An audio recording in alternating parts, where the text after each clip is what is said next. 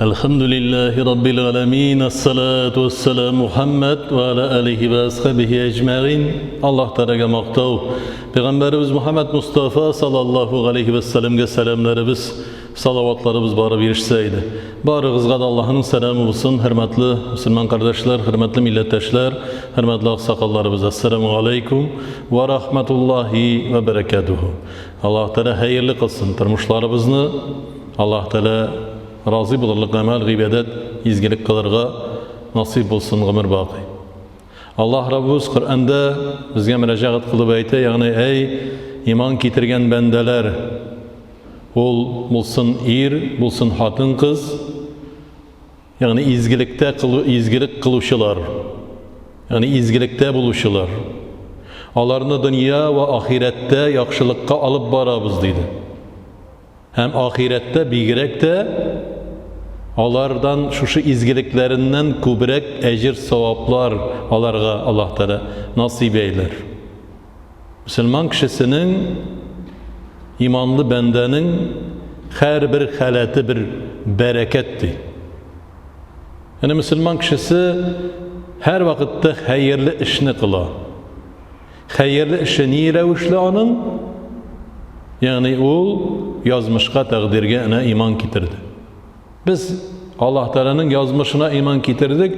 Vel kadari hayrihi ve şerrihi minallahi Teala dedik.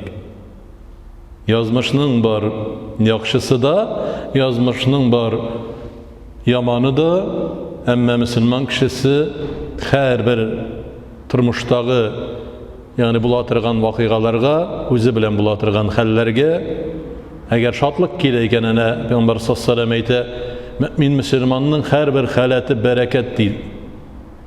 Şatlık kileyken o şükür ite. Allah'a şükürdü. Nindi şatlık kile, bir mümin Müslümanın balası tuğan degen haber kilede, o suyunub, şatlanıp iki rekat şükür namazı okura kirişti. Allah Teala'ga şükür ite. Neyindigine yani halette de Allah Teala'dan razı bulu. Peygamber sallallahu aleyhi ve sellem bilgili bir ağır sınavda da Müslüman kişisi sabır, tüzüm bula. Hem Allah Teala'na bereketi nasip eydi. Şu sabırlığı, tüzümlüğü arkasında. Bir galimge kilip sırıylar. Ya ustaz, şunun kadar sin tınış, nindigine halette de, ağırlık kilgende de, şatlık kilgende de, şul kadar sin tınış, hikmetin ilikte mının deyip, şundi sırav bireler. Bu galim, şunda cevap bire. Gilim alıp, köp gilimler alıp, hem şul gilimni gamelde ötep, turmuşta tecrübe kılgan sığında, bir nişe hakikatini anladım dedi. Anın birincisi de Allah Teala mina yazgan rizık, Allah tarafından mina yazılgan rizık mineki ikenlikini anladım. Ol birevge de tügül, sineki ol. Hem şuna göre tanış buldum her vakitte dedi. Allah Teala yazgan iken sina rizıkını ol sineki. Anı birevden sinden almayı, Allah Teala nasip etken rizıkını rizıklanasın. Hem şunun bilenene turmuşlarımızı alıp barabız. Her bir kişiye elbette kimgedir ol kübrek birilgenme, kimgedir azırak birilgenme. Emme de lekin her bir şu rizık için Allah Teala karşında cevap birisi var. Şunu anlamı bilip gerek. Hem şundan sonra devam etip eyte, mina yazılgan, yazmışta yazılgan şu hizmetim ol min başkaratırgan hizmet bitti ikenlikini anladım. Şundan sonra şu amelge, şu hizmetke tırışıp, işlerimni işlerge, jirine jitkirip, işlerge tırıştımdı. Hem şunu ütep bardım. Şunun için her bir kişiye bilgilengen hizmet var. Şu hünerini irene, şu hünerini irenip, turmuşlarımızda işlerimizni ütep barabız. Kimgen indi hizmet bilgilengen şunu ütep baru. Ütep barganda da jirine jitkirip şunu ütep baru. Tegal itip ütep baru. Yani minden gitsin, iyesine gitsin degengine tügül, jirine jitkirip şunu üte. Tügel, püxte itip üter getirir. Eğer kaybir nişkeliklerin bilmesin iken iren. Hem tağın devam etip eyte, dünyalıkta yaşaganda yaşavdan soň ölüm barlığına inandım. Hem şuna her vakitte da xəstərlik gördüm de. Xəstərlik, gün sayın xəstərlik görəbiz. Ahiretke bir adım gün sayın. Gün sayın, gün ötüp bargan sayın bizning ahiretke adımlarımız yakınayıp bara. Şunu biz anlayız. Şunu anlarga, yani köngünübüz bilen begirekde anlarga tiyişmiz. Çünkü Allah Teala özü Kur'an'da aytıp tura, yani Allah Teala bar kılgan yaşavını hem bar kılgan ölümni. Hakikat. Eğer o hakikatini anlamışsın iken, barıp kayıt ziyaratqa, qarab kayıt kabirliklerini. Anda bar, yaş bala da dünyalıktan gitken, yaş kişi de, iki ulu kişi mi? Allah Teala barısında tigizlep koya. Şunun için dünyalık var, dünyalıktan son giteşek var, ölüm var.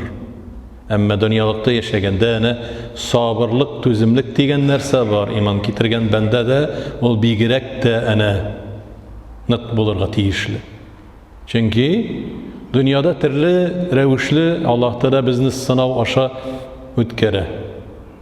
Nişiksin o sınavlar degende, yani şu bilgili bir sınavını nişiksin ütesin. Allah Teala'dan Allah razı bolluq etip şunu başkarasın bu sınavlarını. Yeki indi qanaagatsizlik bildiresin mi? Allah Teala bergen sana rizq mı da şu rizqtan sen razı mı? Yeki indi qanaagat tugil mi? Sana azrak bergende belki bu kurşuna kubrak bergendir. Sende bir hüsütlük tudu da demek sen qanaagat tugil özünün rizqını.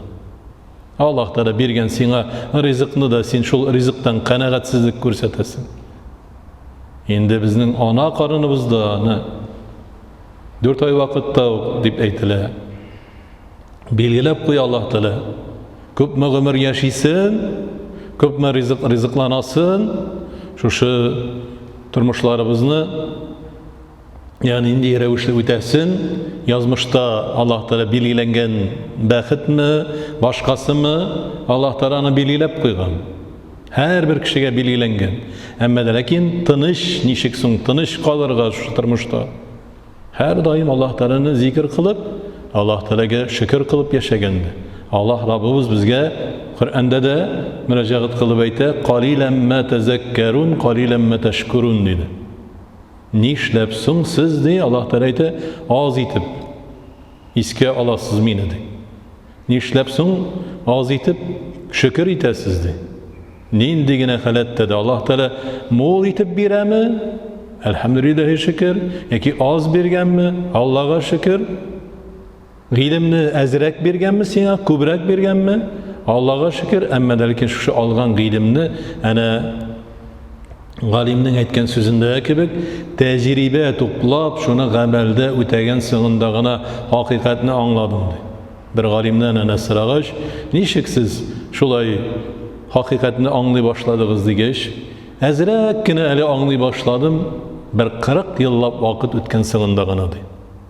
Kay bir kişi bir yıl ki ondan da azrak bir 3-4 ay namaz okuydu. Onlar indi bu bulay dürüst tügül, bu bulay dürüst tügül deyip nersedir akıl sata başlıyor. Özün şeyinde, özün dereceli yaki ilimli deyip öyle başlıyor.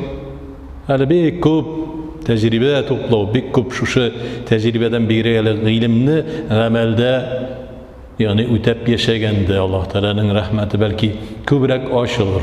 Gözün, köngül közlerin köbrek aşılır. Elhamdülillahi şükür. Hazırki zamanda rizqqa da, turmuşlarımızga da Allah Teala her vakitte hayırlısın, nasip eylesin. Peygamber sallallahu etkençe Müslüman kişisinin turmuşu her vakitte bereket. Ağır vakitte da sabır tüzüm buluğu bilen bereket, şatlık vakitte da şükür ituğu bilen bereket.